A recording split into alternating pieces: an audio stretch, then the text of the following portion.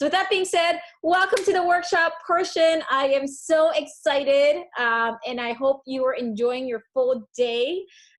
One of the things we thought a lot about in the program design in itself is that, I thought a lot about the events that I've been attending, including the ones actually that I've also teamed up with some of you guys. What are the ones that are like full weekend, full day, live streaming, or interactive nonstop? And the one thing that I thought a lot about was like, what if we kind of broke it down? Because at an actual event, you would have breaks, you would actually have kind of, coffee hangout time. And so that was the way we've intentionally broken up. But I want to look forward to hearing from all of you later on. What's the part if you wished you had more, wished you could be shorter, and kind of building on that. And that's with the first question important because we are going to talk about how we create safe space for others. And so the first thing that I hope you're hearing me say that is walking the talk of me checking in with all of you, how you are feeling with the space that we hope to create for you to feel safe and be where you are, and how you as community leaders can do so for others. So with that, I have some notes, I have some prompts that I want us to build upon and actually exercise. Oh yes, great question, Isaac. Yes, you're welcome to. This is you being authentically you, all of us. And so I would love if we can take a moment, because we have a smaller group, this is going to permit us to be intimate and talk about all the depth. Thank you for setting the intention and sharing that. The reason why I wanted to take the time to actually verbally share, which still took a few minutes, was I think the number one thing that we have to remember as facilitators, as hosts, is that everything that you share is what happens in every room. And I think that kind of empathy is key because honestly, I think the differentiator of a high quality facilitator and a community organizer versus somebody who's not is that they tend to only think of one of these challenges, not all of them, because all of them is hard. Just one of them is difficult, and to actually do all of that simultaneously, that's why it's a lot of preparation and intention. And so that's the first lens actually I wanted to emphasize, because often we, even in that first round of intros, it's easy for people to focus on like, I'm going to focus on what I want to talk about, and I'm not actually listening to what other people are saying. And so how do we then as hosts and community leaders keep in mind, take even steps 5 and 10 steps ahead of the game as they're sharing, as they're building, to build on that and say, wow, did you all just realize all of you are doing some kind of facilitation and event hosting? Like, what would it look like if all of you connected and actually hosted an event together? I can't say that if I was not actively listening to what you were actually saying and just stressed about, oh, what am I going to say next? Once Jeff finishes, let me get focused on what I'm going to say next. So that's the first thing that I want to emphasize. And the way I want to shape, because now I know where you all are, while I do have the slides, I'm going to brush through some of those a little faster because I really think it's going to be important for us to expand our knowledge here to walk the talk. And Daniel, I saw that you unmuted for a second. Did you want to build on something? Okay, just wanted to confirm.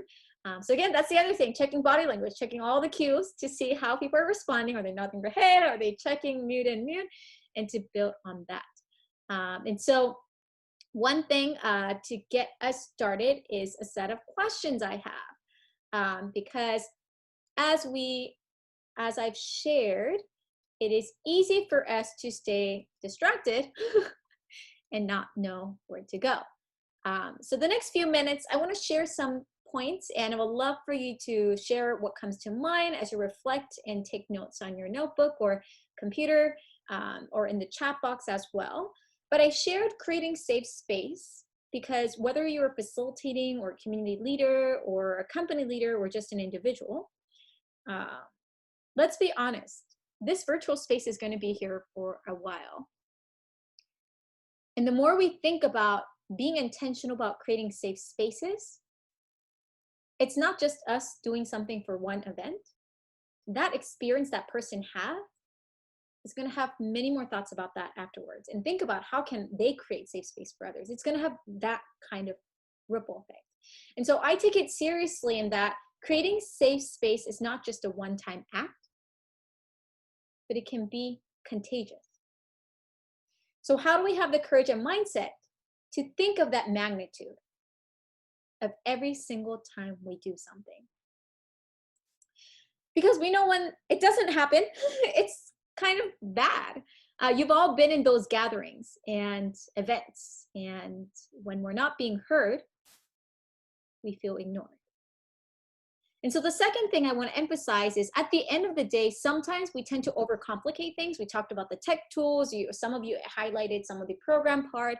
But at the end of the day, I think what really people want is two things. We want to be understood, and we want to understand.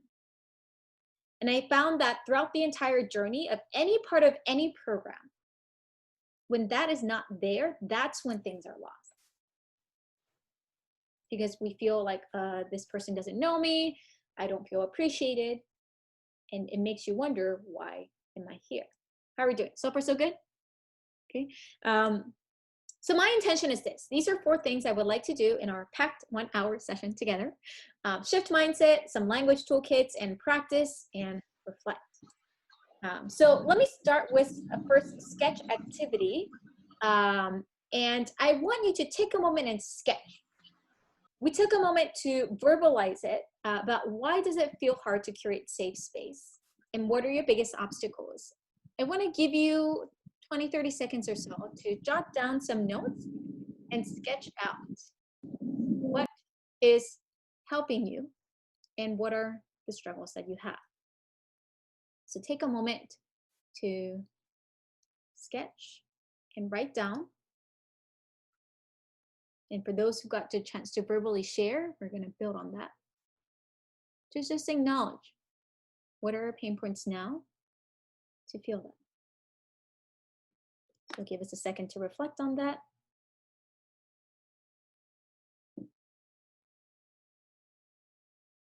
And for those who verbally shared, I want you to go even deeper. Be specific as possible. And wonder why those are being obstacles.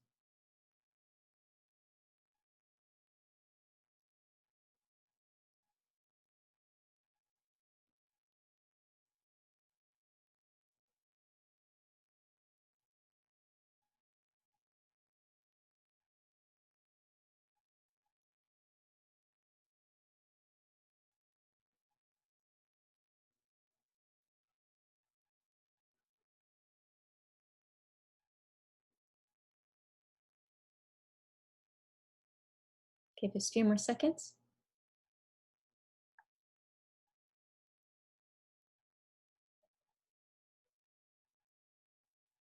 Okay, did everyone get a chance to write or sketch something?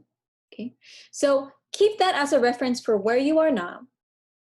And I want you to think about what are the gaps that we can build on that for the future.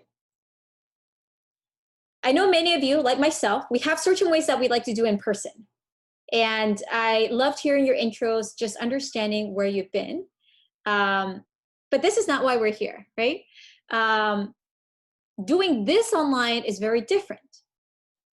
And many of you have already probably expressed how certain things are different. Daniel, our event is right there too. But just thinking about the way it's done, the way it feels is different. And yet we do know there are certain rooms that we almost forget that we're online because it's so well done. How can you do that for yourself and for others? One thing's clear. Whatever way that you feel like if it's not working, then maybe we got to change. That's one thing for sure. How and where do we change that? I'll give you my embarrassing photo of mine. This is March 2nd, 2020, which technically in the calendar, not so long ago, it feels like a million miles ago. But this was an embarrassing photo of me. My copy editor colleague said, please do not ever put this in your slide. There's so many typos. And I'm like, but that's the picture I uploaded on social media because that's how embarrassed I was. I didn't even realize there were typos because I was panicking. I am so used to doing speaking and workshops in person that like doing this on video was so weird and bizarre. And I'm like, I feel awkward. That's a raw footage of me taking 100 clips of videos, and I did not like a single one that I spent all day recording. But eventually I did get here. And what I want to acknowledge is I know all of us have a moment of, I'm not sure how I can change this. I don't know if the tech is ready. I don't know if I have the knowledge. And I want to say that is all okay, as long as our intention of what we want to create is there. How can we let that be that guide? So the first tip I want to emphasize is this. Identify and use your superpower to create safe space. Because just like me, all of you have something uniquely that only you can do in a very intentional, powerful way that people love your events and gatherings, even when you did in person and even virtually. Take a moment and write down at least 2 or 3 things that immediately come to mind. If people are like, this I know is absolutely my strength.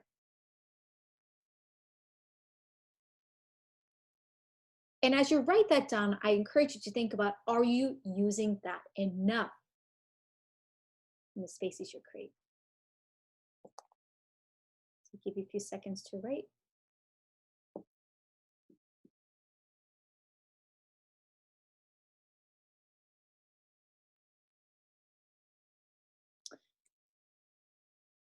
And as you write that, I want you to think about what are other spaces in general that make you feel safe and encouraged.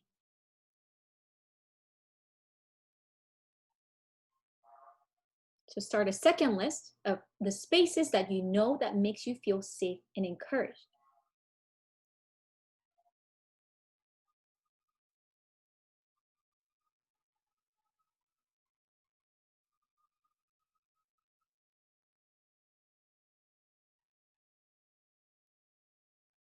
And as you're writing these 2 things, now I want you to see a pattern. How are you creating spaces that you feel safe with your superpower?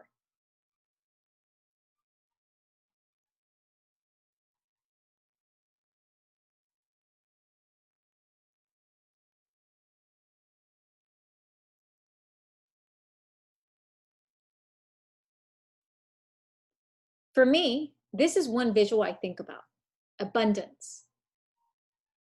My hope is that in any safe space I create, people can feel like they're in the cloud, limitless, abundant, just free for all, just can be who they want to be and be fully present. And when we think about that word and visual, it helps us think about how are we aligning this with our strength. And so, as I said, connect that with your strength. And I challenge you to ask yourself, how much space are you actually giving to let your strength come out in creating the spaces? Let me take a quick pulse check-in. How are we doing so far? So good? Would love to hear if anyone would like to share some thoughts that's coming to mind as you're reflecting. If you want to unmute and share.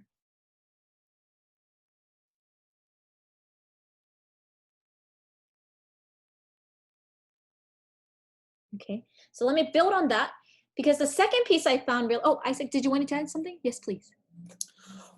Just to say that this feels uncomfortable looking at my list of what I'm considering to be my superpowers and the list of things that I value in a space that's safe and encouraging, and not seeing a ton of alignment, not seeing a ton of obvious alignment, and wondering, how much deeper do I have to go before I, what do I have to do to create alignment between these? Yeah, so there's that uncomfortable space.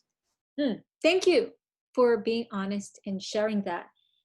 Because one of the things that I hope we walk away from today's conversation is we're not going to learn everything today. It's going to require us some self-reflection. And so let's build on that dot to continue to see other patterns. Because the second thing I found really helpful is the active listening.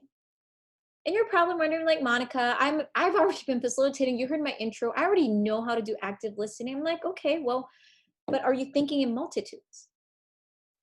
Active listening, being present, body language does not just mean you're looking for what people are saying. It's actually actively also listening where you are. So I said, you've actually already hit in the head, because the direction that I also wanted to highlight is that, are we actively listening to how we're feeling, what we are thinking? Because we are part of the stakeholder, as Kevin was saying earlier in the live stream conversation. We're part of that puzzle that we are creating, and how are we being intentional? So there's a lot of different terms that you can easily look up online. I'm sure you have a list of some of these too, in like specific language strategies, how you do like mirroring or like body language techniques. These, I think once you learn how to do it, it's doable. But what's more intentional and important in the action step is this: build in time to think, pause, and reflect. And I found this to be super important, especially in this virtual time, because we forget how fast our brain and thinking is happening. It's something that I've improved upon in the past few weeks and months as well. And something that I hope you're noticing, even in this conversation, I'm intentionally pausing, and I'm actually putting a timer here. This is why I'm looking at my phone, to give ourselves a minute or two to actually just give you time to think. Because we're often running back to back. And then I try to remind myself, this is not about me. The spotlight is all of you. So then how dare me to focus on, this is my conversation, this is my slide. That's not when a safe space is curated. Which connects to a third point, feedback loop. It's one thing for me to think about active listening or like how I create an intentional space, but it's a whole other thing of how I do this consistently. Because we look for cues as human beings, right? Do I consistently feel okay to say what I did, or did something just happen and now like, oh, Monica just said something that now makes me not safe? I'm gonna take a step back. Let's admit it, we've all been in rooms like that, right? It was like, oh, we thought it was safe, and then suddenly we're like, yeah, no, not anymore. But to create that feedback loop, we have to reframe our thinking. What are the signals that we are providing constantly and unconsciously? Some are going to be hopefully in our controls, but most of it probably will not be. Am I smiling? Am I frowning? Am I jumping all over the map? Am I calling out people's name, mispronouncing it? Jan, I appreciate you actually did that for your name. I have butchered so many people's names, so appreciation in small moments like that. And just acknowledging, hey, sorry, I made a mistake. Could you please forgive me? How many facilitators have you actually seen them say that? All those things are small, but in our brain, it's a reminder. It builds feedback loop to consistently know, can I feel safe and be okay with where I am? And if you think about it in human nature, in reality, that's what it is. Like, I mean, think about your best friends and your family members that you actually have a trusting relationship. You built it over time because you look for the feedback loop. And so I think about a whole journey of a conversation or a program or something you're putting together. What's happening before? What's happening at the beginning? How are you making them feel in the middle and towards the end? And then as a result, what action steps are they taking? And where do you want them to go after that? As the host, going back to all of you sharing that the different programs, whatever the intentionality is, I found that I am more empowered to create that safe space if I have clarity in all of this. Which, going back to that, it takes work. But the intentionality is reflected. How are we doing? So far, so good? Okay. So yes, your intention absolutely matters, because even whether it's the summit or any other programs, for those who have seen me, I have moments where like, oh, sorry, that was the wrong thing. Let me fix that. But if my intention was different, in addition to me having an awful poker face, I don't have a poker face. You can see if I'm happy or upset. you can immediately sense. There's actually something powerful about the virtual thing. You can sense so much faster about a person's intention. Are they really wanting to listen? Are they really caring? Do I really feel appreciated here? Even if they pronounce my name incorrectly, or do they actually mean it out of indifference? Which goes back to the fourth point, your energy absolutely matters. I can do this same conversation in a monotone and it's going to feel very different in that simple moment. But you already know the energy. What I rather want to emphasize about the energy is this. How are you preparing your energy? I see Daniel smiling because I don't know, Daniel, if you probably noticed when we were working, I've been adamant about the before, during, after. If I wanted to show up, especially for the PST time zone, I like told the team that I'm going to nap before I go live because I am usually sleeping at this time because I care about the energy I bring. But hey, we're human beings. We need rest. And intentionality has to be there. So if you're doing a full weekend program, please build in space to build on that. So I encourage you to frame about, it's not just during, but you have to be adamant about the before, during, and after, and how you manage your energy. And so you build in reset and recharge time, and you repeat. And with all of this, I hope you realize that it takes self-awareness. All of this is not possible if we don't know who we are, which we started with this morning, in taking the time to reflect. Because that's where psychological safety is built. And thank you, Daniel, for the shout out in the chat, in that message, because it takes time. For those who haven't thought about psychological safety, think about physical safety. You feel physically safe right now to not move around and go crazy while we're having this conversation. Psychological safety is your emotional safety to be fully present and not feel like you have to hide where you are. And so the three questions I constantly go back to that I encourage all of you to write down and take a screenshot of this particular one is to set the intentionality and clarity in every space you create. 1, what are people really wanting? 2, what are people tired of? And 3, what do I want to do more of? The third particular piece, you can even position that into what is something that I can only do to connect on that why. And I want to pulse check in for a little bit to check in with everyone. What's resonating with you so far and what's standing out to you? I'd love to check in. If you want to unmute and share. So Monica, thanks. This is great. One thing that actually really stood out to me is the building in the reset and recharge time before, during, and after. I think it's something that I'm trying to apply more broadly to my life as I think about balance, but certainly when it comes to doing the work, sometimes it feels easy to think of it like attacking a task as opposed to like having its own journey of kind of self-care and energy management. So thank you for sharing that. Thank you, Corey, for sharing that as well. Yes, absolutely. All of this, actually, I do it even holistically to manage my energy in my days. Anyone else? Hi, Monica. Hi. I was really shocked because initially I thought the workshop was going to be more about skills. So I was all like, oh, I'm here. But then I wasn't thinking of facilitation this way. So just wanted to say that. And I hope that's a reminder, because often us wanting to learn the tactical tools prevent us from going deeper. Tactical things, if you have questions, I'm always happy to share more, but the deeper stuff, this is the harder thing.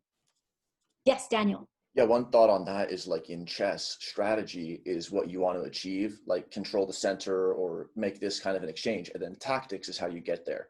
So sometimes it helps to have this sort of strategic level understanding of facilitation. And then the tactics are keyword driven. We can learn from the experts in those. Absolutely. Absolutely. And again, one of the things that I often do, because I do facilitation training as well, is help people think about, see yourself as differentiating a mediocre facilitator or a community builder and a high quality one. What would you do differently every single moment? So with that being said, let me share a few language tips, and I want to get into breakout conversations so that we get to a chance to practice on that. And to do all of that, as Corey said, the word empathy, and as many of you said, is so critical. How we really walk the talk is key. A few things that I don't know if you've already noticed, I do this quite a bit, is saying certain phrases. So first is kind of nudging the perspective of curiosity, which is I noticed and I wonder. So it's like, you know, I noticed that a handful of you have indicated that what you anticipated was like learning tactical things, but what I wonder is how this could help you push you to a deeper level. That can lead to a lot of different insights. So that's tip number one. Language number two is connecting the dots. You know, building on what Daniel and Corey and Isaac and Jeff and Jan was saying, we're hearing the commonality of, as community leaders, we often have the right intention, but this gap is preventing us. So this is why we are here. And three, which you've seen me do it all the time, is just telling people's name, which is why I apologize constantly when I do butcher people's name, because I want to say it correctly, because saying somebody's name, especially in the virtual space, gives credit and acknowledgement. If there's somebody like even in the chat box, thank you, Daniel, for sharing that in the chat box. Like that acknowledgement is that feedback loop that I'm creating. I mean, at times there are people saying that, you know, you don't want to call out people too much if they feel uncomfortable, right? You want to position it to open up, to let people speak, but you want to credit back by saying their name. Which leads to number four, gratitude. Saying thank you. Thank you, Candy, for expressing that. That reminded us that we should think about how openly we should build this conversation. And pause. Because I can talk nonstop, but our brain needs more time to process. And if you think of music as a conductor, or Corey, I hope you appreciate it. Music, if it's all just one tone all the time, nonstop, our brain is going to tune out. So we need the pause and practice through all of that. So this is something that I'll share with you also later. These are some set of questions I think about before, during, after, in general, when I think of meeting preps. But what I really want us to dive deeper is that framework. And while some of these perspectives, you might feel like, well, I kind of know it, but what I challenge you to know is like, how deeply do you know it? That aligns with your strength and with clarity. So with that being said, let me take a pulse check in. How was it? Was it helpful so far? So far, so good? Okay, so I want to make sure we get into a round of breakout conversations to dive a little bit deeper. And again, I know some of us are not on video, but as long as you can join audio, that is perfect. And again, I'm recording this so that way we can, oh yes, I saw somebody on audio. Did I miss somebody? Okay, maybe not. So first breakout conversation, these are the questions I ask for us to reflect, to understand where I am now. So I ask for you to already reflect at the beginning. How are you using your superpowers to create safe space online? What are areas you wish you could do better and you have been doing well? And what are ways that others have also made you safe? Again, I'm posting a handful of questions. You probably might not have enough time to go over all of them, but take a copy of that and have, you're gonna be, let me do the quick count. Dun, dun, dun. Okay, we should be able to have 2 people per room so that you can have a deeper conversation. In that, take a moment to both reflect and share so that you can dive deep. So I'll give you all a minute right now to reflect, jot down some notes before I put you into your groups. Give you a few seconds to reflect. Yes, Daniel, do you want to add? Those are your point, the last 5 points Oh, on I one love drawing. it. Love the visual. Thank you. Thank you. Okay. So if we're ready, let me go ahead. Hi, Brian. Let me go ahead and put you all into your groups. You will have 7 minutes and 30-second warning. So 7 minutes and 30 seconds. And I'll see you shortly to hear how it goes. Conversation. How did it go? Round one. Good? Oh boy, I'm not sure, but it was a really good conversation, and I want to continue it at some point as well. Let me get you all on. We packed the meeting all the way to the end, so whatever the hour or hour and a half, we fill it full of content, and therefore you find yourself rushing. But the other part is that the awkwardness up front, where if people, whether you're entering a room in person, you look for the safest place to go to start your conversation and feel comfortable. Well, the same thing is going to happen when you're looking at people through a screen. So how do you bring kind of a unity there? And Monica, I'm going to use and thank you, because every virtual situation I've been in with you, I've seen how you've used people's ability to sketch something or draw something that shows or reflects what they're thinking or what they're doing. And that's a wonderful way to bring a thread through everyone, and make them, most people say I'm not a good drawer, right? But when they draw something, it kind of breaks down the barrier. So that was what I took away from our conversation. Thank you, Brian, for sharing that. And all the small details make a huge difference. Anyone else would like to build or share? Jeff? Yes, please. Yeah, David shared something that was pretty awesome about the org that that he's a part of, where even early on at a meeting, they were willing to listen to what he had to say, even though he was only working part-time, only 2 days a week. So there's something about like living your values during the actual workshop. There's a lot of people that state, the ground rules and the values at the beginning, and then they just contradict them right at the beginning. They're like, hey, everyone take a step back, extroverts, and then the person will just keep talking. So it's this idea of how do you actually live your values and then call yourself out and put yourself in check when you break them. So Nicole and I got to talking about, I guess, the frustration of not being trusted or not feeling like someone trusts you. Whether, it's you as an employee and your employer, and like your employer not trusting you to do the right thing, especially during COVID-19. And that's been something that we both kind of realize in both of our industries, is that, there's this frustration going on with community members and not feeling like they are being listened to or being trusted. And the opportunity as leaders here is, because we also know how that feels, what can we do to not make our people feel that way? And build that as a yes and, because it is absolutely not nice to not feel trusted and appreciated when all we want is built on that. Thank you, Candy and Nicole, for sharing that. Anyone else would love to share and build? One second. Unmute and share. Yes, please. Jan and I were talking about the connection, that what people are tired of is just the blah, blah, blah, blah. And how even in-person conferences, that we can leave feeling totally like that was a waste of time, what the heck. And spoke to something Jeff was talking about earlier of the ego.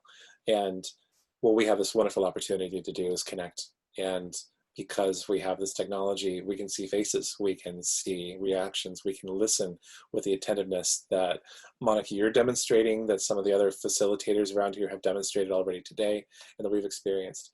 And that the wonderful power of that is taking today's feelings and making them persistent beyond this through the connections that we're making with other people. That when we connect in a real way, in a caring, open, listening way, and do the work to continue those relationships over the next few hours, days, weeks, months, years, that we can take this experience that we had today and make it continue beyond the next couple hours. Thank you for sharing that, and a reminder that we are all co-creators of every room that we are in. And I want to emphasize that because I think often when we participate, when we show up, we assume that, no, it's just the facilitator's job. It's just the speaker's job. But this virtual space actually makes it a lot easier. Oh, you have that one participant who's being grumpy on the side. Everyone now starts feeling, okay, something about my energy is not right. But you can also be that opposite person. You can be that positive, insightful, open, curiosity, energy trigger for that group, even if you are a participant. And it's giving us an opportunity where in person, yes, some of that wasn't as visible, but now what are the opportunities to build on that? Thank you for sharing that powerful insight and how we can walk our talk. And so to hold you all accountable, I want to give you a minute and take a moment for you to write down action steps. Whether on your notebook or your phone, Brian, I know you're on your phone, so like whatever you have writing tools, I ask for you to take a moment to write down as many things that come to mind, but challenge you at least write down 3 things. What are at least 3 things that this conversation had made you want to do differently?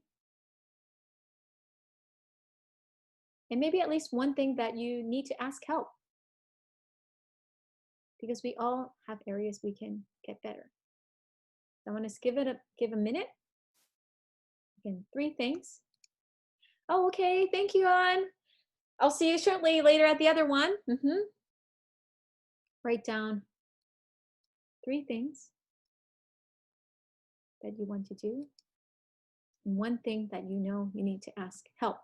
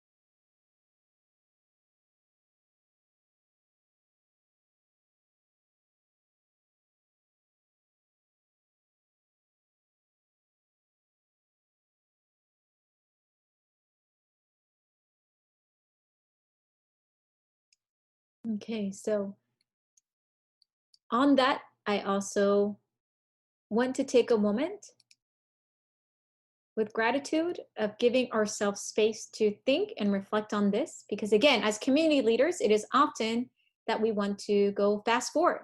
What's the next best strategy? What's the next best thing that we have to do? But that is not probably the long-term way, how we find the best insights. Again, this is where the strategy and the bigger picture, the macro and the micro comes together, and how we think and take that into action.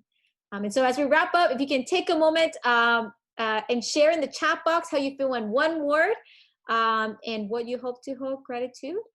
You can share in the chat box how you feel in 1 word so that we set the intention for the next piece. Grateful, Jeff, thank you. Hopeful, Isaac. Inspired, curated, perfect, happy. Thank you. I hope it was helpful. Was it helpful? Do you feel good? I hope I left you with, Daniel was cheated. I hope it left you with more questions as well as some clarity in knowing that if we are stopped asking questions, then I failed you because I am not pushing you deeper enough. And so thank you all very much again for this part. I appreciate all of you, and I will see you again after a short break. Come to Discord if you have not. Introduce yourself, meet some of the other folks, and I will see you for the final part of the networking back at this link. But thank you. Thank you, Monica. Thank you all. Thank you. Thank you.